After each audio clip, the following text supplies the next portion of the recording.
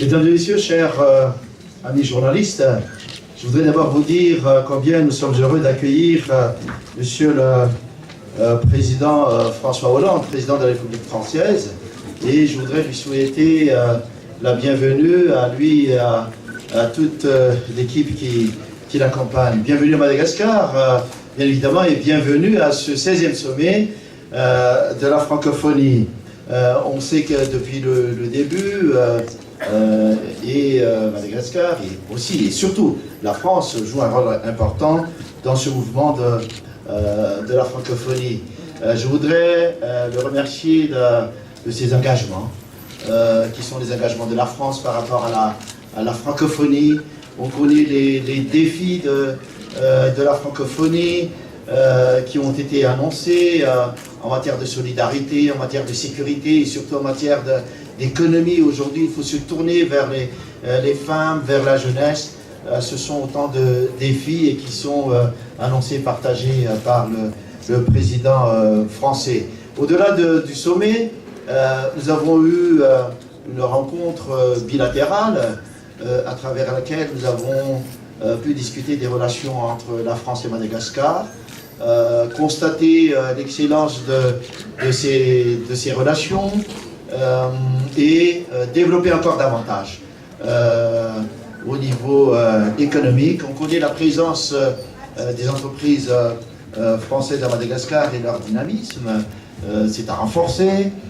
Nous avons parlé de différents secteurs de collaboration dans lesquels on pourrait apporter nos contributions et à travers lesquels la France pourrait apporter davantage sa contribution en matière de changement climatique, en matière d'énergie renouvelable et en matière sécuritaire aussi, cette vision commune qu'on a d'asseoir la sécurité et la paix dans le pays et à travers le monde.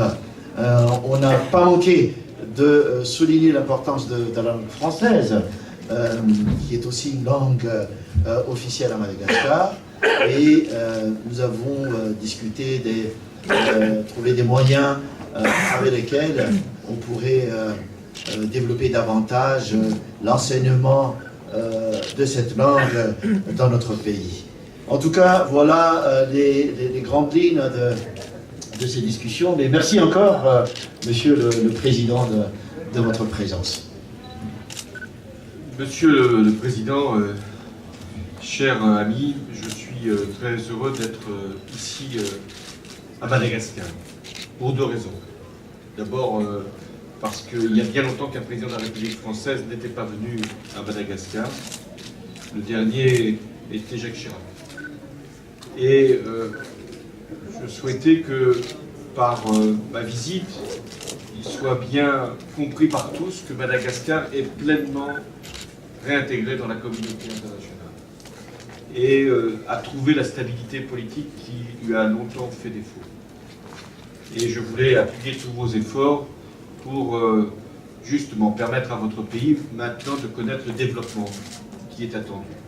Et la France sera à vos côtés. Il y a un certain nombre de coopérations que nous avons engagées, l'Agence française de développement qui va augmenter encore ses activités ici. Il y a des grands projets, barrages hydroélectriques, grandes infrastructures, aéroports, tourisme, beaucoup peuvent être réalisés grâce à notre partenariat. Il y a aussi la question de la sécurité, je ne peux pas ici ne pas l'évoquer. Il y a eu plusieurs de mes compatriotes qui ont perdu la vie dans des conditions particulièrement atroces et je sais que vous travaillez pour résoudre cette question et elle est essentielle. Je rappelle qu'il y a 20 000 franco-français, souvent franco-malgaches d'ailleurs, qui ici vivent et de même nous avons en France une communauté malgache très importante, plus de 100 000. Mais il y a beaucoup de touristes qui viennent ici et qui veulent être éblouis par vos paysages, par votre végétation. Également, ils sont très heureux de l'hospitalité qui leur est faite, mais peuvent être inquiets pour leur sécurité, donc nous devons tout faire pour agir ensemble. La France sera également à vos côtés, puisque nous allons prendre l'initiative de rassembler des bailleurs pour que nous puissions vous apporter les fonds que vous attendez. Et puis il y a l'histoire, et j'aurai l'occasion de l'évoquer, pour souligner combien les Malgaches ont participé durant les 2 guerres mondiales du XXe siècle à la défense de la France, et combien aussi il y a à revenir sur un certain nombre d'épisodes particulièrement douloureux, et ce sera l'occasion pour moi de les exprimer et de dire ma reconnaissance. Je viens aussi pour une seconde raison, qui est le sommet de la francophonie. Et là encore, pour vous dire que c'était un défi considérable d'organiser un événement de cette importance. C'est d'ailleurs la première fois depuis l'indépendance de Madagascar qu'il y a un sommet rassemblant des dizaines de chefs d'État et de gouvernement, de multiples délégations, et ce succès vous honore et confirme la capacité de Madagascar à pouvoir accueillir une manifestation internationale aussi élevée. Et la francophonie, ce n'est pas simplement un rassemblement de chefs d'État et de gouvernement. C'est l'affirmation d'un certain nombre de valeurs et de principes et d'engagements. D'abord pour la langue française. Nous sommes ici pour que la langue française puisse avoir toutes les conditions pour permettre à celles et ceux qui veulent la parler de pouvoir le faire. Ils sont aujourd'hui 250 millions de francophones. Je pense qu'ils pourront être encore davantage dans les prochaines années, à cause de la démographie, mais aussi à cause de l'effort que nous devons tous faire pour la diversité et la pluralité linguistique, et donc pour le français. Ça commence d'ailleurs en France. La maîtrise du français, c'est la condition pour pouvoir être pleinement citoyen et pour ceux qui sont étrangers d'être pleinement intégrés. La francophonie, c'est aussi l'affirmation de l'exception culturelle et donc de la reconnaissance de ce que nos sociétés sont capables de produire de singulier. C'est donc une volonté de pluralisme qui nous anime. Et nous devons défendre les droits d'auteur, nous devons défendre les créateurs, nous devons défendre tous celles qui s'expriment en français. Et dans tous les domaines de la création artistique. La francophonie, c'est aussi des valeurs politiques. Et la démocratie, c'est les droits de l'homme, les droits de la femme, sont les conditions pour être pleinement membre de la francophonie. Être francophone, c'est pas simplement parler le français, c'est parler les valeurs universelles. Et parmi ces valeurs universelles, c'est la transparence dans les élections, c'est le respect de l'ordre constitutionnel, c'est aussi faire en sorte que les femmes soient considérées à l'égal des hommes et ne puissent pas être brimées, parfois atteintes dans leur dignité, comme c'est le cas trop souvent.